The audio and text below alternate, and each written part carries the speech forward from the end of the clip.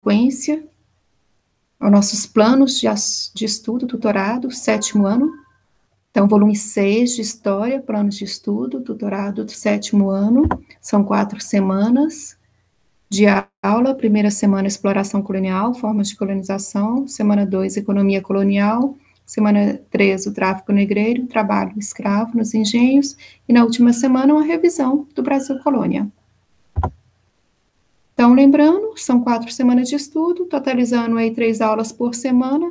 Na primeira semana, a gente vai estar estudando aí as lógicas comerciais e mercantis da modernidade, o domínio europeu sobre os mares e o contraponto oriental, caracterizar a ação dos europeus e suas lógicas mercantis, visando ao domínio do mundo atlântico, observando a dimensão do comércio atlântico, onde circulavam pessoas, bens materiais e culturais, plantas e também doenças. Descrever as dinâmicas comerciais da sociedade americana e africana e analisar suas interações com outras sociedades do Oriente e do Ocidente. Bom, vamos lá? O descobrimento do Brasil, então, faz parte de um movimento europeu conhecido como expansão ultramarina. É sempre bom lembrar que a colonização do nosso país somente se efetiva cerca de 30 anos depois da chegada de Pedro Álvares Cabral com a expedição de Martim Afonso de Souza. Sua expedição pode ser considerada um momento muito importante da nossa história, determinando a passagem do período pré-colonial para o período colonial. A expansão marítima, então, teve início com as grandes navegações exploratórias dos europeus nos séculos XV e XVI, na época das navegações, que tinha como principal objetivo romper com o monopólio do comércio de especiarias controlado por Gênova e Veneza. A descoberta, então, dessas novas terras, né, o Novo Mundo, novas terras e rotas comerciais, resultou na formação de grandes impérios coloniais e fez do Velho Mundo o centro do comércio mundial. Ao estudar a história do Brasil, alguns historiadores a dividem em 3 períodos, que é colônia, império e depois república. Contudo, nos 30 primeiros anos do século XVI, não existiu colonização de fato. Essa fase, chamada de pré-colonial, foi marcada pela retirada do pau-brasil, com a utilização de mão de obra indígena, baseada no escambo, na troca de produto por outro. Eles recebiam bugigangas, né, e entregava ali a árvore, nossa árvore, o pau-brasil. Bom, então, foi baseada no escambo pela criação de algumas feitorias e também por envio de algumas expedições exploradoras e guarda-costeiras. Durante as 3 primeiras décadas do Brasil, foi relegado ao segundo plano por Portugal, e nesse momento, Estado e burguesia portugueses estavam mais interessados na África e na Ásia, porque ali os lucros eram retirados de forma imediata, eram maiores os lucros, com o comércio das especiarias asiáticas e dos produtos africanos, que era o ouro, o marfim e do escravo negro. Bom, os lucros conseguidos com a extração do pau-brasil eram insignificantes se comparados com os afroasiáticos. No final da década de 1520, Portugal viu uma dupla necessidade de iniciar a colonização no Brasil. Portugal passava por sérios problemas financeiros com a perda do monopólio do comércio das especiarias asiáticas. Havia também a crescente presença estrangeira, notadamente a francesa aqui no nosso litoral, ameaçando a posse portuguesa no comando do Novo Mundo, aqui da América.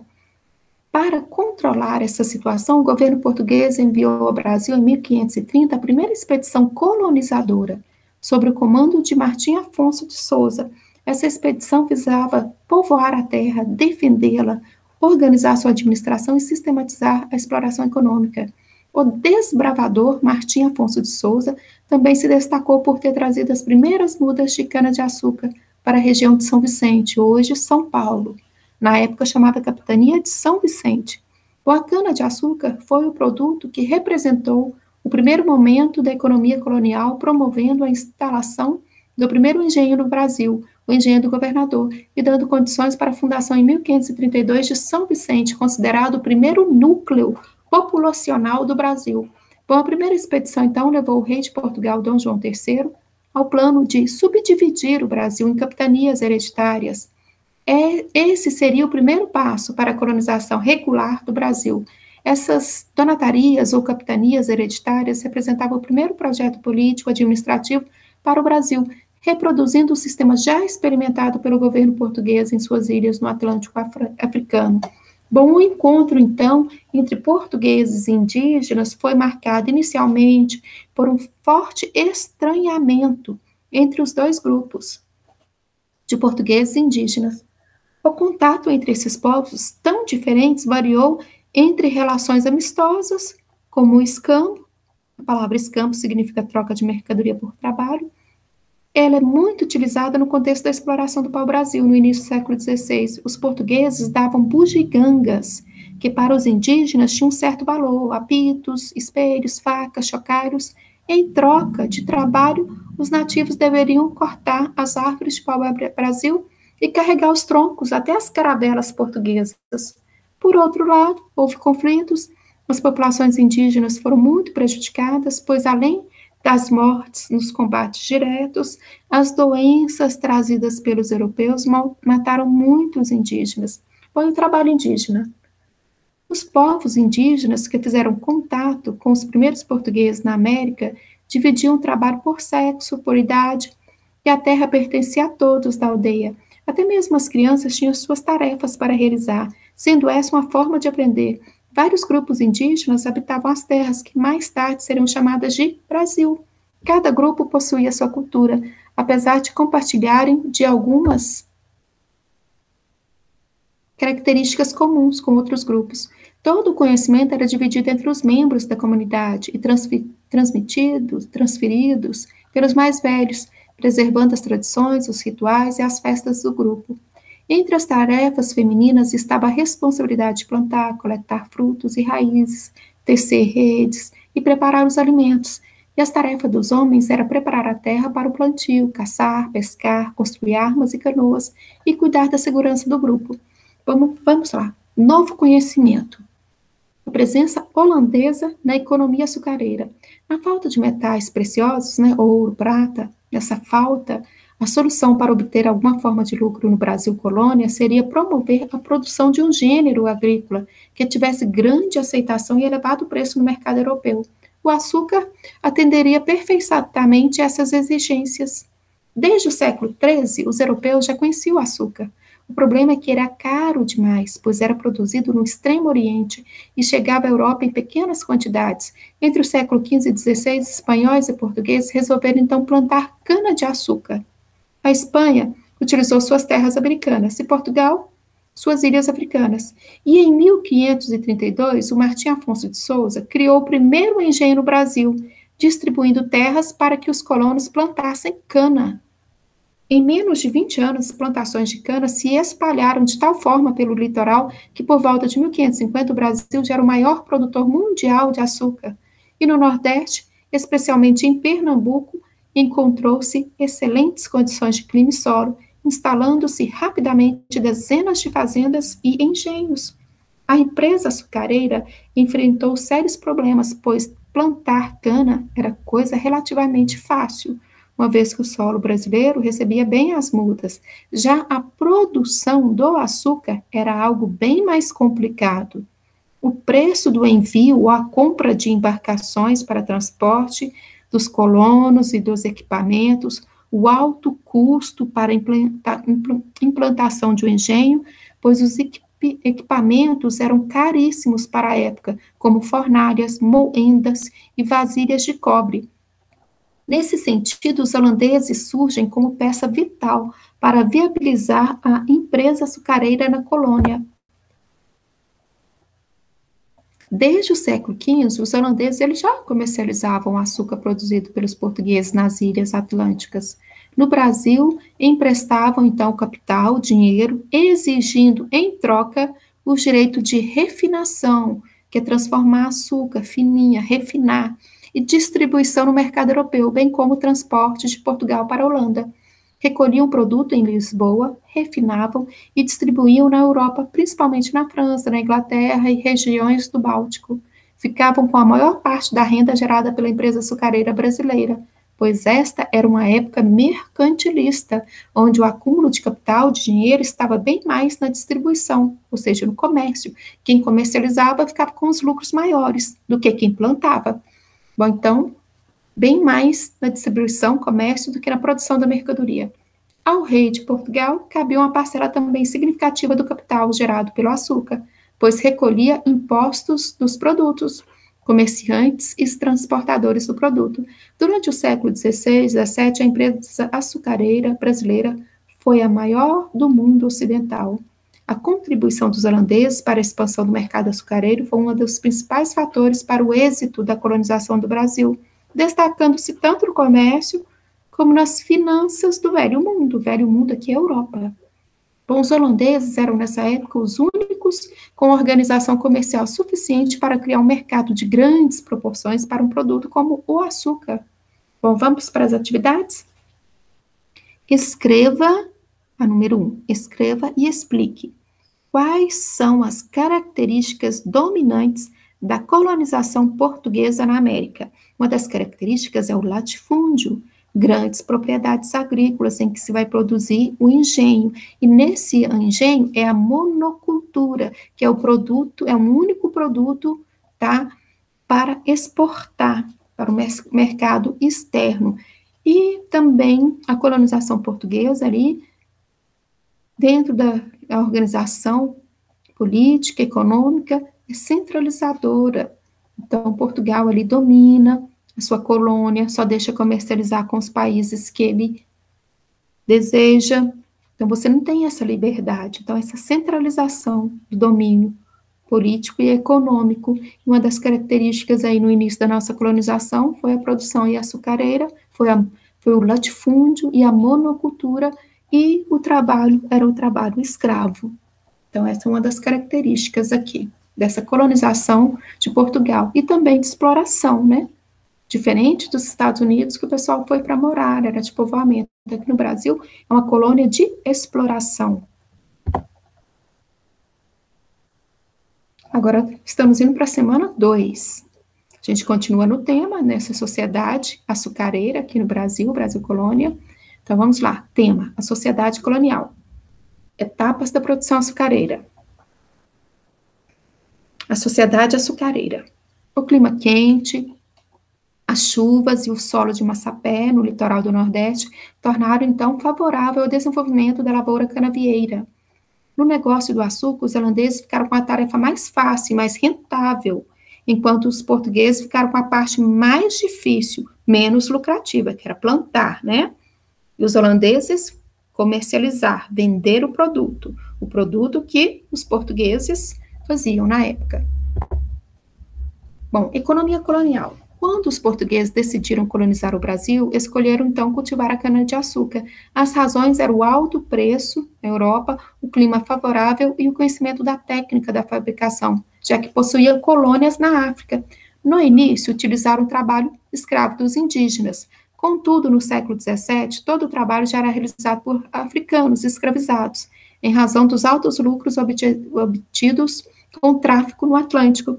Os povos trazidos para o Brasil eram de origem banto e dominavam a técnica da metalurgia e da produção de açúcar.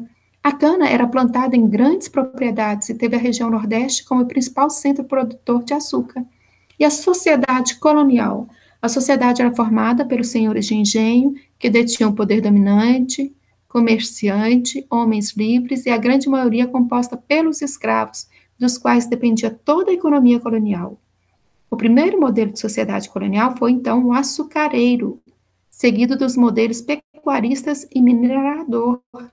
Essas sociedades apresentavam um ponto em comum, que é o patriarcalismo. Além de escravista, a sociedade do Nordeste açucareiro era agrária.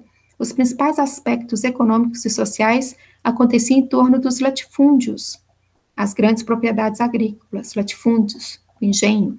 A sociedade era estratificada, apresentando pouca ou nenhuma mobilidade entre as pessoas. Então, se você fosse escravo, você não mudava a sua classe, continuava escravo. O grupo mais privilegiado era o dos senhores de engenho, a elite econômica, social e política. Eles eram os donos das terras, das máquinas e da mão de obra. Tudo o que representava riqueza e prestígio. O símbolo máximo do poder era a Casa Grande, a sede do engenho na época. A Casa Grande, então, o engenho aí, onde o senhor vivia com a família e os criados. Por ser um pai e autoridade máxima no latifúndio, disse que eles comandavam a sociedade patriarcal. Então, uma pessoa só ali comandava toda essa produção açucareira. Era dono dos escravos, mandava nos filhos, mandava nas esposas e outros funcionários que tinham na fazenda. Então, era como se fosse a figura do Estado ali, representando o poder absoluto, autoritário. Então, isso é uma sociedade patriarcal, como se fosse um pai mandando em todo mundo. Uma sociedade patriarcal no Brasil colônia. Então, com autoridade absoluta, o senhor de engenho submetia todos ao seu poder, mulher, filhos, agregados e qualquer um que habitasse seus domínios. Essa família podia incluir parentes distantes de status social inferior, filhos adotivos e filhos ilegítimos reconhecidos. Seu poder extrapolava os limites de suas terras, expandindo-se pelas vilas, dominando as câmaras municipais e a vida colonial. A Casa Grande foi o símbolo desse tipo de organização familiar implantado na sociedade colonial. Para o núcleo doméstico, convergia a vida econômica, social e política da época. Então, vamos analisar melhor, então, aqui, um latifúndio, um engenho, produção, cana-de-açúcar. Na letra A, canavial, do lado esquerdo, aqui ao meio, aqui um canavial, a cana. Letra B, a senzala, logo do lado da cana aqui. São as casas que viviam todo mundo junto ali, os escravos, nessas casas, que era a moradia dos escravos. Letra C, lavoura de subsistência. Aqui próximo, aqui a senzala, a lavoura ali atrás das casas, ali onde ficavam os escravos. Uma lavoura de subsistência, que eram espaços utilizados pelos escravos para produzir sua alimentação e para venda. D, matas, está lá no fundo, no final da imagem. Matas, área para retirada de madeira, para lenha e para construção. Letra E, lá no fundo também, lá em cima, capela, centro para cerimônias religiosas e festividades. Então, é a igreja, a capela. Letra F, do lado da capela, casa grande, onde viviam o senhor de engenho e sua família, e parentes também. Letra G, aqui são essas três casinhas, uma ao lado da outra. Moradia dos trabalhadores livres. E logo abaixo aqui, H, casa de engenho, aqui do lado do rio. Casa de engenho, local onde o açúcar era fabricado. E do lado, letra I, rios, que abasteciam os moradores, serviam como via de transporte e moviam as moendas, aquilo que ia moer, a cana. A princípio, foi utilizada, então, a mão de obra indígena e, posteriormente, a de africanos escravizados. O comércio de africanos gerava enormes lucros aos comerciantes e também à coroa portuguesa. Com os impostos cobrados sobre esse comércio, o açúcar era produzido nos engenhos, onde se concentravam todas as fases da produção. Sob o poder dos senhores de engenho, organizavam-se todos os setores da sociedade colonial. As razões que fizeram com que o Brasil colonial, a escravidão africana predominasse em lugar da escravidão dos povos indígenas, podem ser atribuídas a setores da igreja e da coroa, que se opunham à escravização indígena, devido às fugas, epidemias e à legislação anti-escravista indígena, tornou-se menos atraente e lucrativa. Vamos novamente aqui entender como que era esse processo de fabricação aí do açúcar. Aqui, um engenho aqui de açúcar. Os engenhos ocupavam, então, as casas, as grandes propriedades, onde eram realizadas todas as fases da produção do açúcar, desde a plantação de cana até outros alimentos. Na Casa Grande viviam os senhores de engenho e suas famílias.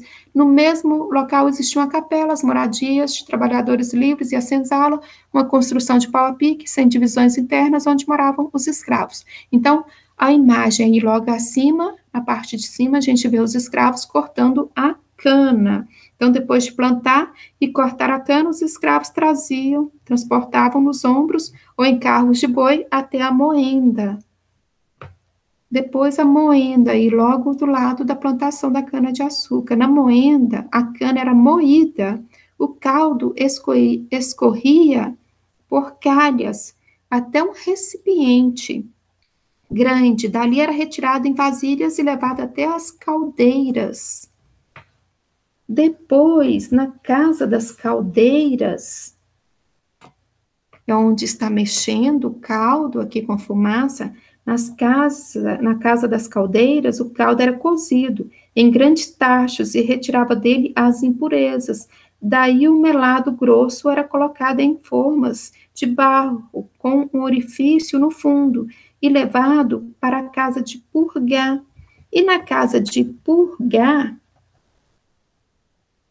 o melado permanecia aí nessas formas até se cristalizar.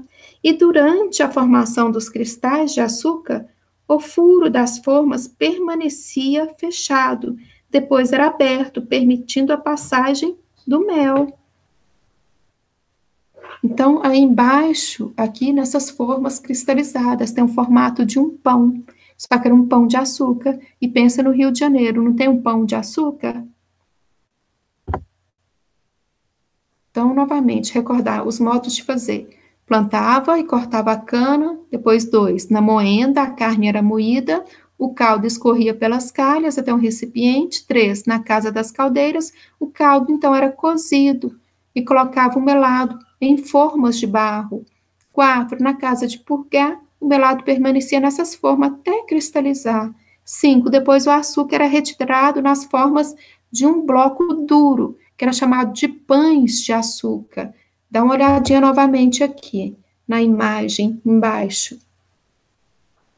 Quando se tirava aqui, era o formato de um pão de açúcar, depois que ele cristalizava, formava esses blocos de açúcar, ou como chamava na época, pães de açúcar. Número 5, depois o açúcar era retirado das formas, com o formato de um bloco duro, os pães de açúcar. 6, eles eram encaixotados e transportados nos ombros dos escravos ou em carros de bois, até os pontos de venda. Repare os trabalhadores retirando os pães de açúcar das formas. A colônia também produzia fumo, algodão, carne, couro, cacau, aguardente, anil. Havia ainda alguns produtos da Amazônia, drogas do sertão. Que eram essas drogas do sertão? Produtos, tá? Guaraná, castanha do Pará, baunilha, salsa, para o mercado interno. Os pequenos lavradores produziam alimentos como mandioca, milho e feijão. O comércio era regulado pelo Pacto Colonial. O Brasil só podia vender e comprar produtos de Portugal, não podia de outros países, só com quem Portugal permitia. Por isso que a gente era chamado de colônia. Era uma colônia pertencente a Portugal. Atividade 1. Leia atentamente o texto sobre a Sociedade do Açúcar, observe como era a vida das pessoas naquela época, imagine como seria sua vida se vivesse em um engenho, escolha um personagem e escreva uma história. Então, se você vivesse nessa época, no Brasil colônia, escolha um personagem. Quem você gostaria de ser? Morar na casa grande, tá? Ou ser um trabalhador na cana-de-açúcar, ou ser o capelão também, membro da igreja, nas missas ao domingo. Que personagem que você acha que você seria? Então, escreva como seria a sua vida nessa época. Escolha o personagem e escreva, então, uma história para o seu professor. Atividade 2. Pesquise e escreva o significado do termo sociedade patriarcal, característica do Brasil colônia. Quais são suas características? Disso nós já falamos, lembra? Que na época, no Brasil colônia, tinha lá os latifúndios, que eram as grandes fazendas de engenho, né, da cana-de-açúcar, e uma pessoa que comandava tudo, ali como se fosse um pai ali mandando em todos, mandava nos filhos, na esposa, nos escravos, nos trabalhadores. Então, é a sociedade patriarcal. A autoridade máxima de um patriarca ali, um pai, como se fosse um pai de todos ali, cuidando de todo mundo, extremamente autoritário. 3. A escravidão indígena adotada no início da colonização do Brasil foi progressivamente abandonada e substituída pela africana. Quais os prováveis motivos para essa substituição do trabalho aqui indígena pela africana? A escravidão indígena, adotada no início da colonização, foi progressivamente abandonada e substituída pela africana. Lembra que os indígenas, os homens, eles se dedicavam, era a caça, e a mulher indígena era na plantação. Então, os escravos não se adaptavam, principalmente os homens indígenas, nessa agricultura. E como eles conheciam muito bem a mata, eles fugiam. Já, você pega aí a sociedade aqui, os africanos, os escravos na época, eles não conheciam a mata, era um território hostil, Então, era muito difícil a fuga para eles, porque eles não conheciam o território, mas mesmo assim eles ainda fugiam, tá? Mas só que os indígenas conheciam melhor a mata. E também o comércio, na época, era muito lucrativo para os mercadores portugueses. Então, aí optou-se pela mão de obra africana, na época, infelizmente. Agora vamos para a semana 3. A gente ainda continua aqui nos conteúdos relacionados à economia colonial, tráfico negreiro, o trabalho escravo nos engenhos, extrativismo, pecuária e os conflitos sociais. Aqui a gente ainda continua, nós vimos os engenhos, então, como que era produzido ali a cana-de-açúcar, aí precisavam de muitos trabalhadores, que era um trabalho muito difícil na época, então, ali todo o trabalho era feito, então, pelos africanos, ó, o trabalho negreiro, o tráfico negreiro e o trabalho dos escravos no engenhos, na época do Brasil colônia. Então, vocês acham aí na página 71 do Plano de Estudo Tutorados.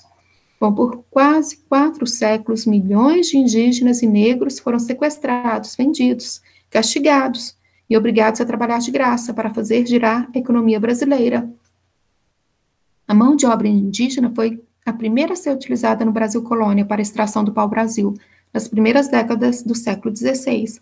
Os nativos eram livres, sendo explorados pelo sistema do escambo, troca. No entanto, nos anos seguintes, Portugal optou pela substituição dos nativos pelos africanos. A razão era fundamentalmente econômica. O aprisionamento indígena era uma atividade interna do Brasil, não resultando em renda para os portugueses. Já a captura e o comércio intercontinental de africanos garantia importantes ganhos aos mercadores portugueses. Outros fatores justificavam a troca. Os índios, ao contrário dos negros africanos, não estavam culturalmente acostumados à atividade agrícola em larga escala. Por isso, eles não adaptavam a produção nos canaviais e, além disso, os nativos, eles tinham um bom conhecimento do território brasileiro, o que facilitava sua fuga. Eles conheciam a mata. A escravidão de negros só viria com a introdução da cana-de-açúcar em 1550, 1850.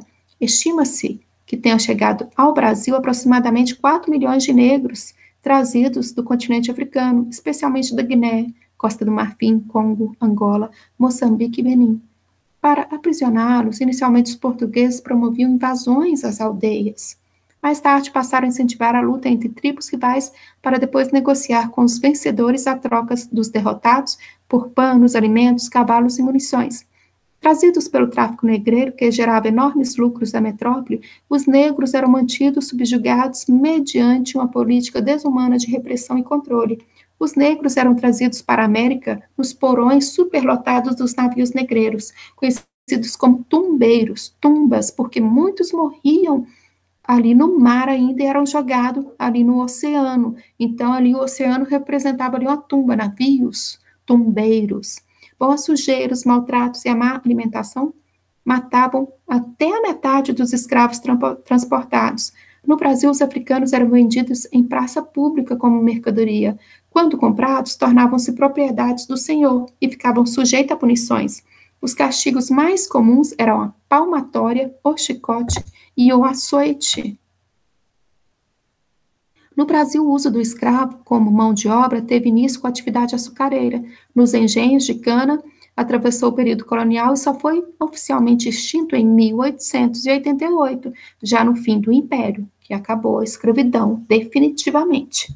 Durante praticamente todo esse período, o trabalho compulsório, que é forçado, constituiu a base da economia do país. Eram os escravos que realizavam a coleta, a pesca, o serviço doméstico e a agricultura. Inicialmente foram escravizados apenas os indígenas, depois os africanos, que logo se tornaram majoritários, número maior. Resistência. Algumas práticas adotadas pelos negros na luta contra a escravidão eram a fuga, a queima de plantações, os atentados a feitores e a senhores e até mesmo a morte de recém-nascidos e o suicídio. Mas a mais expressiva forma de resistência foi a organização dos quilombos, comunidades autossuficientes formada por escravos fugidos. O mais importante foi o de Palmares, criado no fim do século XVI, em uma área onde fica a divisa hoje de Alagoas com Pernambuco, no Nordeste. Em seu auge, chegou a ser formado por 9 aldeias, denominadas de mocambos. contando com a população de 20 mil habitantes. Tinha uma economia bem organizada, realizando comércio com o entorno. Abrigava, além de negros fugidos, índios e brancos marginalizados. Agora vamos para as atividades. Caracterize a escravidão no Brasil colônia. Então, toda a nossa mão de obra aqui no Brasil a maioria era dos escravos africanos. Tá? O indígena foi utilizada de início, mas depois foi abandonada porque o comércio mais lucrativo aqui, na época, era estar escravizando os povos africanos, trazendo para o Brasil. Então, mão de obra escrava.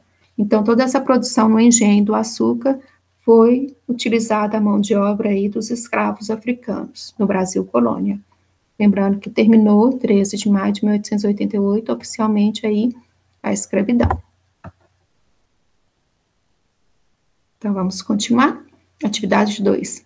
Se o castigo for frequente e excessivo, ou se irão embora, fugindo para o mato, ou se matarão por si, como costumam, tomando a respiração ou enforcando-se, ou procurarão tirar a vida aos que lhe dão tão má, recorrendo, se for necessário, às artes diabólicas, ou clamarão de tal sorte a Deus, que os ouvirá, e fará aos senhores o que já fez aos egípcios, quando a vexavam com o extraordinário trabalho dos hebreus, mandando as pragas terríveis contra suas fazendas e filhos.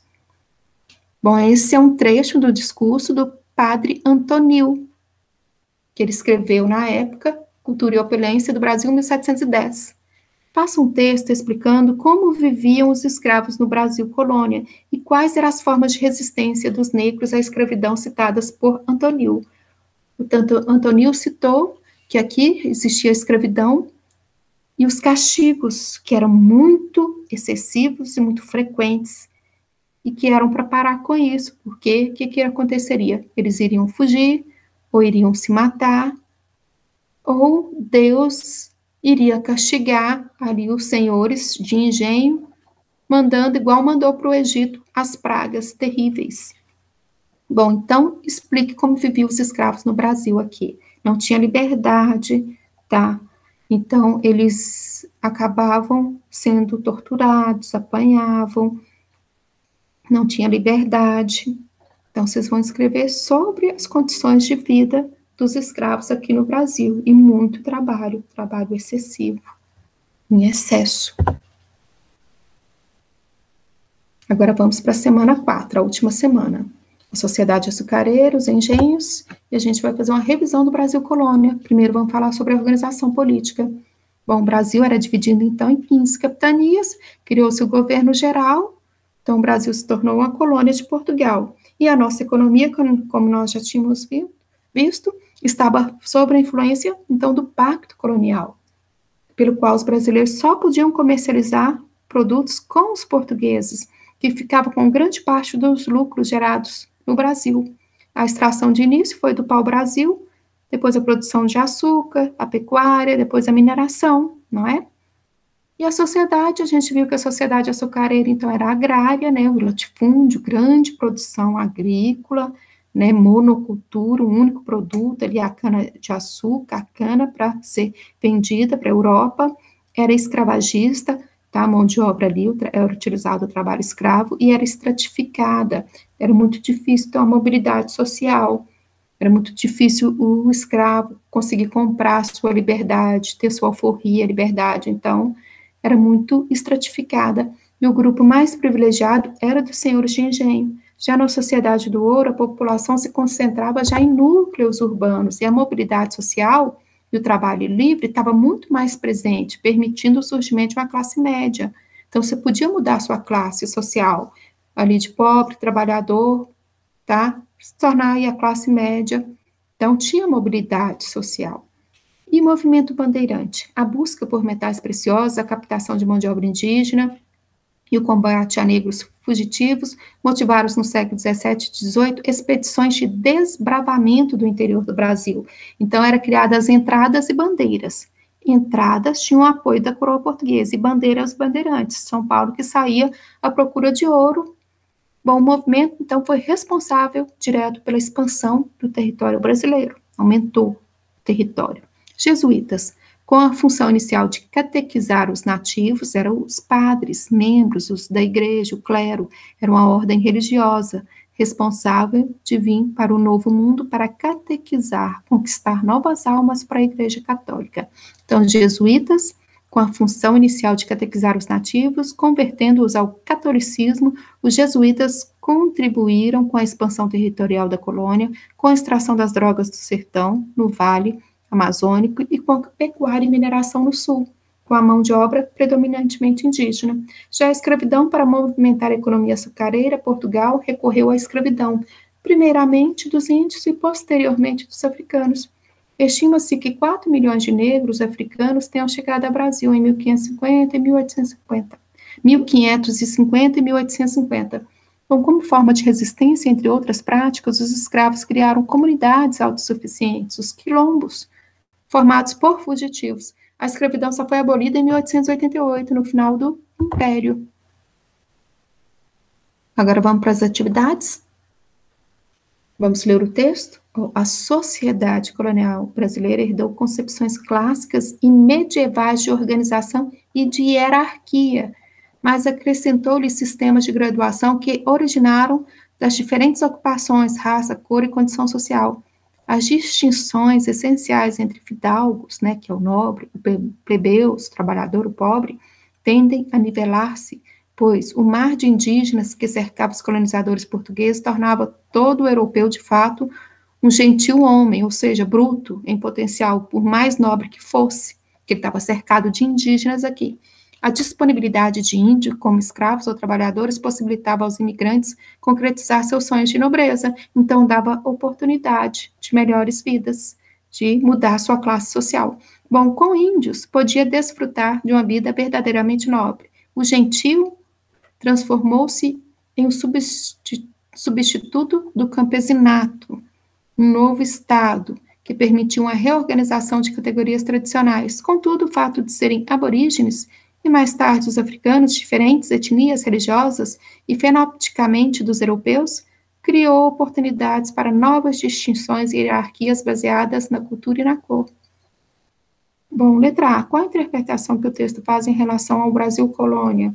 Que na época, na Europa e Idade Média, separava as pessoas, ali era pela riqueza, quem era rico e quem era o pobre. Agora, aqui no Brasil colônia, não, separa quem é índio, quem é o escravo, quem mora ali na casa grande, né? Então, é uma nova interpretação aqui, apesar que ainda tem um pouquinho daquela ideia da Idade Média de organização da sociedade. Letra B. Qual a relação a autora faz entre o período medieval e o processo colonial do Brasil? Então, ainda continuou a estrutura de uma classe dominante, né? O senhor, o dono de engenho, como se fosse um nobre, né? O aristocrata, ali, e seus funcionários. Agora, as atividades. Todas as alternativas apresentam algum erro. Corrija cada uma delas. Número 1, as bandeiras foram consideradas expedições militares porque foram organizadas pelo Exército de Portugal. Não é as bandeiras, as entradas. Foi organizada, escreve, as entradas foram consideradas expedições militares organizadas por Portugal. 2, as bandeiras e entradas tinham como objetivo somente o reconhecimento da colônia? Não. As bandeiras e entradas tinham como objetivo procurar, né, achar ouro e prata. 3. Fernão Dias Paz foi o bandeirante que destruiu o Colombo dos Palmares em 1694? Não, foi Jorge Velho, o bandeirante Jorge Velho, quem destruiu o Quilombo dos Palmares. 4. No século XVII, o Nordeste brasileiro destacava pela produção de café e fumo? Não. No século XVII, o Nordeste brasileiro destacava pela produção de açúcar. 5. As bandeiras eram expedições militares patrocinadas pelo governo de Portugal. Eram as entradas. 5, então, vamos reescrever. As entradas eram expedições militares patrocinadas pelo governo de Portugal. 6. A tentativa de transformar o índio em escravo foi um sucesso? Vocês vão tirar a palavra sucesso e colocar fracasso. 6. Repetindo. A tentativa de transformar o índio em escravo foi um fracasso. Certinho? 7. As bandeiras, quando procuravam aprisionar os índios, não atacavam as missões jesuítas. Tira a palavra não, tá? Então, só reescreve igualzinho e tira a palavra não. Ou as bandeiras, quando procuravam aprisionar os índios do Brasil, atacavam também as missões jesuítas. 8. As entradas eram expedições patrocinadas por investidores particulares. Não eram investidores particulares, era a coroa portuguesa. Então, vamos reescrever a 8. As entradas eram expedições patrocinadas pela coroa portuguesa. 9. As expedições chamadas bandeiras nunca ultrapassaram os limites estabelecidos pelo Tratado de Tordesilhas. A gente vai tirar essa palavra nunca.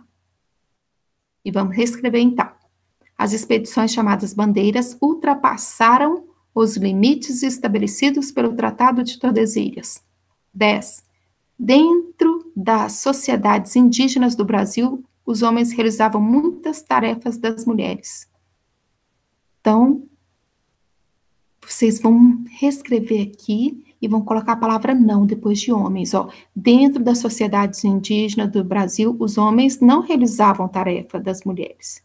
Era muito dividido certinho. O indígena brasileiro ficava por conta da caça, a mulher por conta da agricultura. Então, a 10. Dentro das sociedades indígenas do Brasil, os homens não realizavam as tarefas das mulheres. 11. As tentativas de escravizar os índios só terminaram com o fim da produção do fumo no Brasil? Então, tira esse fim. As tentativas de escravizar o indígena sempre continuou, tá? E foi, na verdade, aqui, não é com o fim da produção do fumo, essas tentativas de escravizar o indígena. Na verdade, é quando vêm os escravos aqui, os africanos, para o Brasil. 12. As minas de ouro mais importantes do período foram descobertas em São Paulo, Bahia e Espírito Santo? Não. As minas mais importantes foram descobertas em Minas Gerais. Essa é a 12. Agora a 13. Em 1698, Antônio Dias Oliveira encontrou ouro em Vila Rica, que mais tarde recebeu o nome de Diamantina? Não. Vamos reescrever. Em 1696, Rodrigo de Arzão encontrou ouro em Minas. Repetindo a 13. Questão 13. Em 1696, Rodrigo de Arzão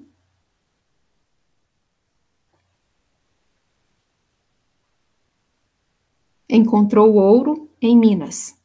14. Com a descoberta de ouro, o governo de Portugal permitiu a entrada de qualquer um na região? De jeito nenhum. Tinha que ter permissão, tá? De Portugal. Ó, com a descoberta de ouro, o governo português não permitiu a entrada de qualquer um na região das Minas que quisesse trabalhar na extração dessas riquezas. Tinha que ter, ali na época, aprovação da coroa portuguesa, tá bom? Bom, então, para hoje era isso. Tem as referências, para quem quiser fazer uma pesquisa mais aprofundada.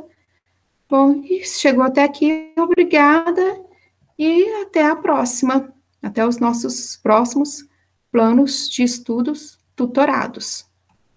Obrigada.